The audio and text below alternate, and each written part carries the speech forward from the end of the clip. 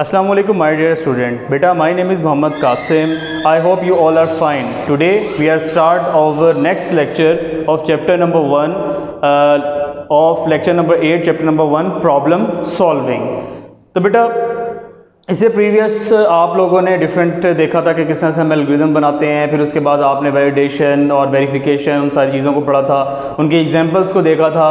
अब ये next topic है आपके पास, क्या नेम है उसका, ट्रेस टेबल। ट्रेस टेबल क्या होता है? सबसे पहले इसकी डेफिनेशन को हम देखते हैं कि ट्रेस टेबल की डेफिनेशन क्या है। A trace table is a technique is used to test algorithms. Trace table technique एक ऐसी टेक्निक है जिसके ज़रिए हम एल्गोरिथम को क्या करते हैं, टेस्ट करते हैं, टेस्टिंग करते हैं, ठीक है। In order to make sure that, ये चीज़ वाजिया करने के लिए, दैट के नो लॉजिकल एरर्स अकर, इस वजह से कि कोई लॉजिकल एरर ना आए while the algorithm is being processed, कि जब एल्गोरिथम को हम क्या कर रहे हो, बना रहे हो, जब इसको आगे हमने थ्रो करना है, आगे हमने लेके चलना है, कि प्रोग्रामर ने उसको बैठ के सारा डेवलप करना है। तो एल्गोरिथम ही ऑब्वियसली आगे किसके पास जाते हैं, प्रोग्रामर के पास जाते हैं। प्रोग्रामर बैठ के उन एल्गोरिथम को देखता है, फिर उसके मुताबिक कोडिंग करना स्टार्ट करता है। तो बेटा तो मेक श्योर करना है कि एल्गोरिथम में लॉजिकल एरर ना आए, क्योंकि बेटा जब प्रोग्रामर कोडिंग करना स्टार्ट कर देता है तो बेटा उसमें जो एक कॉमन बात बहुत ज़्यादा की ये चीज़ देखी जाती है आपके पास के लॉजिकल एरर, ख़ास तौर पे लॉजिकल एरर बेटा आप लोगों के पास ट्रेस करना बहुत ही ज़्यादा मुश्किल हो जाता है। Syntax error easily direct detect हो जाता है क्योंकि प्रोग्राम नहीं चलता। रन टाइम एरर आपको पता चल जाता है कि रन टाइम पे आपके पास कौन सा किस जगह पे एरर शो हुआ, तो आप उस जगह को ठीक कर लेते हैं। एक वाहिद लॉजिकल एरर ऐसा है जिसमें आपकी लॉजिक गलत होती है, प्रोग्राम सही तरीके से अंडरस्टैंड कर रहा होता है, लेकिन प्रोग्राम चलता है लेकिन रिक्वायर्ड फंक्शनैलिटी नहीं देता, क्योंकि आपने लॉजिकली उसके अंदर सही तरीके से प्रोग्रामिंग नहीं की हुई होती। तो बेटा इस चीज़ को कवर अप करने के लिए आपने एल्गोरिथम्स ही डिज़ाइन किए होते हैं ताकि ईच एंड एवरी स्टेप को आप गो थ्रू करके उसकी प्रोग्रामिंग कर सकें। अब इन एल्गोरिथम की भी टेस्टिंग करना लाजमी ज़रूरी है ताकि आप लोग जब प्रोग्राम बनाएं, ठीक है, जब प्रोग्रामर प्रोग्राम बनाना स्टार्ट करे, कोडिंग करना स्टार्ट करे, तो इन एल्गोरिथम में एक भी फ्लॉज और एक भी कोई इस किस्म की गुंजाइश ना रहे कि आपको वो दोबारा से चीज़ें देखनी पड़े। तो बेटा मेक श्योर करना है, ठीक है। लॉजिकल एरर जैसे ही आते हैं तो आपने ट्रेस टेबल को ड्रॉ करते हुए आपने क्या करना है, उसको कवर अप करना है, उसको जो है वो फिनिश करना है, ख़त्म करना है। तो ट्रेस टेबल बेटा वन ऑफ द इम्पॉर्टेंट आप लोगों के पास आजकल के जो प्रोग्रामिंग आजकल जो सॉफ्टवेयर हाउसेज हैं उनमें यूज़ किया जा रहा है ट्रेस टेबल्स, ठीक है बेटा। तो ये ट्रेस टेबल्स आप लोगों ने इसको अच्छे तरीके से समझना है, क्योंकि नेक्स्ट मैं आपको ट्रेस टेबल की एग्जांपल समझाने लगा हूँ। इसी एग्जांपल को समझते हुए ही आप लोग जो है आगे फर्दर इस चीज़ को टेबल को समझ सकेंगे। तो बेटा सबसे पहले जैसी बुक आप लोगों ने ओपन की हुई है, इसके पेज नंबर 27 के ऊपर जाए। पेज नंबर 27 के ऊपर आपको जब हम एरर डिटेक्शन के बारे में पढ़ रहे थे कि किस तरह से हम एरर को फाइंड आउट करते हैं, तो बेटा उस चीज़ में आप लोगों को एक ये एग्जांपल बताई हुई है जो मैंने आपको यहाँ पे लिखी हुई है। ये एक एल्गोरिथम है आपके पास,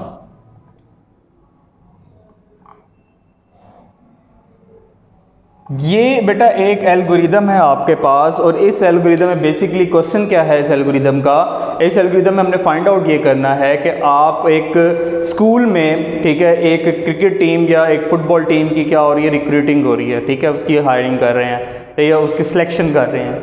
अब उसमें जो आपका कोच है, कोच ने कहा है कि जिसकी हाइट जो है वो 144 सेंटीमीटर से ऊपर हो और 164 सेंटीमीटर या उससे लेस हो, ठीक है, यानी 164 सेंटीमीटर तक हो, 144 से ऊपर यानी 145 से लेके 164 तक जिनकी हाइट सेंटीमीटर्स में है वो लोग, ठीक है, इस टीम के लिए सिलेक्टेड हैं, अदरवाइज वो लोग रिजेक्टेड हैं।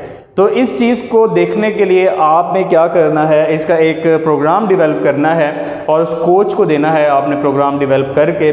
उसमें सबसे पहले एल्गोरिथम किस तरह से डिस्क्राइब करेंगे कि स्टेप 1 स्टार्ट करेंगे सबसे पहले, फिर सेट काउंट टू 0। सबसे पहले आपने 0 काउंट करना है, मतलब कि जो बच्चे आपके पास आते जा रहे हैं उनमें आपने चेक लगा देना 0 का, ठीक है, कि सबसे पहले काउंट नंबर कहाँ से स्टार्ट करेंगे, 0 से। नंबर्स भी कहाँ से स्टार्ट होते हैं, 0 से स्टार्ट होते हैं। तो 0 से अभी काउंट में क्या पड़ा हुआ है 0, अभी एक नंबर भी काउंट नहीं हुआ। स्टेप 3 में हाइट्स आप लोगों ने सेट कर ली कि जिन जिन बच्चों की हाइट्स आपके पास आई हुई हैं उन बच्चों को आपने कहाँ काउंट में काउंट करते जाना है। अब हाइट्स एक बच्चे की 154, 140, फिर तीसरे की 164, चौथे की 144, पांचवें की 166, छठे की 160 और सातवें की आपके पास क्या है 143। अब बेटा स्टेप 4 के अंदर यहाँ तक तो आपने सब बच्चों की हाइट्स को डाटा कलेक्ट कर लिया, हाइट्स का डाटा कलेक्ट कर लिया। अब उसके बाद स्टेप 4 के अंदर for each height in the list all Heights, एक आपने यहाँ पे ऑल हाइट्स का एक वेरिएबल लिया है और ये तमाम की तमाम वैल्यूज़ जो हैं, ये तमाम की तमाम वैल्यूज़ किस में सेव कर दी हैं इस ऑल हाइट्स के वेरिएबल के अंदर। यानी कि जब भी कंप्यूटर ऑल हाइट्स को बुलाएगा तो ये तमाम की तमाम हाइट्स उठ के चली जाएंगे, ठीक है, वेरिएबल के अंदर आपने चीज़ को क्या कर लिया, स्टोर कर लिया। तो स्टेप 4 के अंदर for each in the list all Heights, ठीक है। अब हाइट एक और वेरिएबल लिया आपने, ठीक है, उसके अंदर आपने हाइट को 1 बाय 1 करके डालते जाना है। कहाँ से निकालना है उन हाइट्स को, उन हाइट्स को ऑल हाइट्स में से निकालना है आपने, फेच करना है, ठीक है। ऑल हाइट्स में सारी ये वाली पड़ी है और 1 बाय 1 करके, जैसे 154 है इस हाइट में फेंक देंगे, चेक करेंगे, फिर 140 है इस हाइट में फेंकेंगे, चेक करेंगे कि 145 से लेकर 164 के बीच में आपके पास है कि नहीं है। फिर बेटा स्टेप 5 में क्या करेंगे, इफ़ हाइट, अगर जो हाइट है वो ग्रेटर देन 44 है, यहाँ चेक लगा रहे हैं, क्या करें, डिसीजन कर रहे हैं कि अगर चेक करो यहाँ पे प्रोग्राम के थ्रू कि अगर तो हाइट 144 से ज़्यादा है और 164, ये लेस देन इक्वल टू का साइन होता है बेटा, लेस देन इक्वल टू का, यानी 164 के बराबर या 164 से नीचे आपके पास वैल्यू है, इसके दरमियान में क्या मतलब है 144 से ऊपर और 164 तक आपके पास जितनी भी वैल्यूज़ हैं उनमें से चेक करो, अगर तो लाई करता है तो उसे सिलेक्ट कर लो, अदरवाइज़ क्या कर लो, काउंट में +1 कर लो और काउंट को चलाते रहो, नेक्स्ट बच्चा नेक्स्ट बच्चा नेक्स्ट बच्चा लेकर आते रहो, ठीक है। आउटपुट काउंट कर दो, जो काउंट में वैल्यूज़ हैं उनमें देखते जाओगे कितने कितने सेलेक्ट हुए हैं, 1 सेलेक्ट हुआ है, 2 सेलेक्ट हुए हैं, 3 सेलेक्ट हुए हैं। तो बेटा अब हम आ जाते हैं, ये आपने देख लिया सिंपल एल्गोरिदम जो हमने बनाना है। अब इस एल्गोरिदम से हम आते हैं किसकी तरफ, ट्रेस टेबल की तरफ। एल्गोरिदम से बेटा अब हम ट्रेस टेबल की तरफ आते हैं। ट्रेस टेबल में आकर हम इसको देखते हैं कि ट्रेस टेबल किस तरह से बनाया। सबसे पहले स्टेप्स लिख लेने आपने। स्टेप्स से लिखने से पहले आप लोगों के पता, अच्छा ये जो ये आपके पास निशान नज़र आ रहा है ना, ये बता रहा है कि काउंट में भी कुछ भी नहीं पड़ा हुआ, ऑल हाइट्स में भी कुछ नहीं पड़ा हुआ, हाइट में भी कुछ नहीं पड़ा हुआ। स्टेप 2 में आए, स्टेप 2 में यानी स्टेप 1 कौन सा वाला, ये वाला स्टार्ट वाला, ठीक है, कुछ भी अभी कोई वैल्यूज़ नहीं, हमने जस्ट स्टार्ट कर रहे हैं। स्टेप 2 में आए, हमने लिया 0, काउंट क्या है, स्टेप 2 में 0 पड़ा हुआ है, 0 ले लिया, ठीक है। फिर स्टेप 3 में आए, स्टेप 3 में क्या कर रहा है, ऑल हाइट्स के वेरिएबल के अंदर बेटा ये ऑल हाइट्स का वेरिएबल बनाया हुआ है, ठीक है, ये जो एक पूरा कॉलम बनाया हुआ है ऑल हाइट का, इसके अंदर स्टेप 3 के अंदर आपने ऑल हाइट्स को क्या किया, इस ऑल हाइट्स को आपने क्या किया है, इसमें पंच कर दिया है, ठीक है, इसमें सारी की सारी वैल्यूज़ को ले लिया आपने। फिर उसके बाद स्टेप 4 में आए हैं। स्टेप 4 में आके for each height in the list, each height, each का क्या मतलब है, हर एक हाइट को आपने उठाना है किसमें से, हाइट लिस्ट में से, और 1 बाय 1 करके आपने पुट करते जाना है। सबसे पहले बच्चे की हाइट आई, काउंट 0 पे 4 पे 154 आई। जैसी 154 आई तो ये बच्चा सिलेक्ट हो गया, क्योंकि हमने कहा कि 144 से लेके 164 तक आपके पास अगर कोई वैल्यूज़ आती हैं तो आपके पास अगर कोई सेंटीमीटर में जिसकी भी हाइट आती है उस बच्चे को सिलेक्ट कर लेना हमने। तो हमने इस बच्चे को सिलेक्ट कर लिया, यानी कि एक बच्चा सिलेक्ट हो गया। अब आ गए हम किसके पास, दूसरे काउंट के ऊपर, ठीक है, यानी 154 था, 5वें स्टेप पे आए और उस बच्चे को क्या कर लिया हमने, सिलेक्ट कर लिया। अब पहला बच्चा सिलेक्ट हो गया, उसको अपने साइड पे कर दिया। फिर नेक्स्ट स्टेप पे आए, नेक्स्ट स्टेप पे हमने नेक्स्ट हाइट ली विच इज़ 140, 140 हमने, ये देखो बेटा ये नेक्स्ट स्टेप आपके पास आ रहा है 140। अच्छा ये 5th स्टेप में कुछ भी नहीं होगा यहाँ पे, क्योंकि यहाँ पे हमने नेक्स्ट बच्चे को सिलेक्ट कर लिया। फिर 4 पे आ जाएंगे, क्योंकि 4 5 चलता रहेगा जब तक सारे बच्चे सिलेक्ट नहीं हो जाएंगे। ये देखो 4 और ये 5, 4 और ये 5 +1 काउंट करते जाओ उस वक्त तक जब तक कि ये सारे के सारे बच्चे रिपीटेड ना हो जाएं। तो स्टेप 4 और स्टेप 5 चलता रहेगा, ठीक है, चेक करते रहेंगे। फिर नेक्स्ट आ गई 140। अब हमने तो कहा था कि 144 से बड़े होने चाहिए। अब इस बच्चे की हाइट क्या है, 140 की हाइट क्या है, छोटी है। इसका मतलब इस बच्चे को नहीं लेना। पोजीशन क्या खड़ी हुई है, अभी भी 1 पे ही, अभी भी पहला बच्चा ही सिलेक्ट हुआ है बेटा। फिर आ जाओ स्टेप 4 पे, हाइट हमने ली 55, हाइट ले ली 55 चेक किया हमने स्टेप 5 में आके कि यह सही है, स्टेप 5 में आके चेक किया सही है, तो इसका मतलब हमें दूसरा बच्चा भी मिल गया, 2 बच्चे भी सिलेक्ट हो गए। फिर आए हम चौथे स्टेप पे आए, हमने दिया 164, बिल्कुल 164 से छोटा और बराबर होना चाहिए। तो बेटा अब हमारा तीसरा बच्चा भी सिलेक्ट हो गया। फिर हम आए 4 की तरफ और देखा 144 है। हमने कहा यहाँ पे 144 से ग्रेटर होना चाहिए, यानी कि 145 एंड ऑनवर्ड्स। अब 144 जो है वो छोटा है, 145 बड़ा है, तो 144 वाले बच्चे को भी नहीं ले रहे हो, तो इसीलिए आप 144 नहीं है तो वही तीसरा बच्चा अभी तक सिलेक्ट रहेगा, ठीक है, 5 में कोई कमी नहीं आएगी।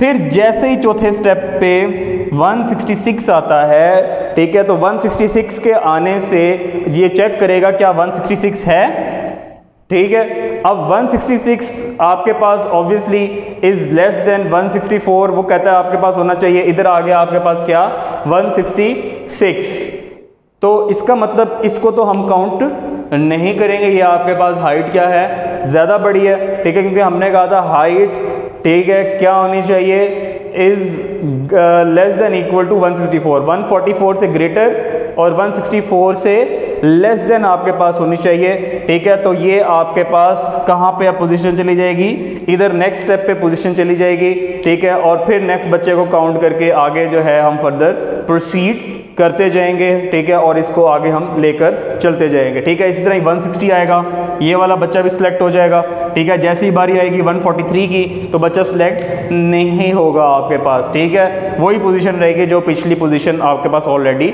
144 की 4th पे जो थी वही रहेगी आपके पास, ठीक है बेटा।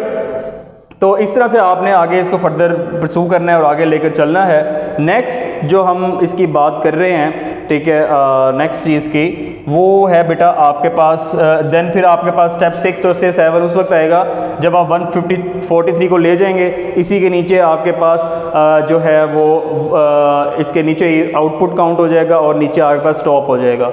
ये पेज नंबर 28 पे जैसे आप ट्रेस टेबल देखेंगे, क्योंकि आपके बोर्ड पे इतनी जगह नहीं थी, बस कहने का मकसद ये है कि किस तरह से एल्गोरिदम को हम ट्रेस टेबल के अंदर इसको लेकर चलते हैं।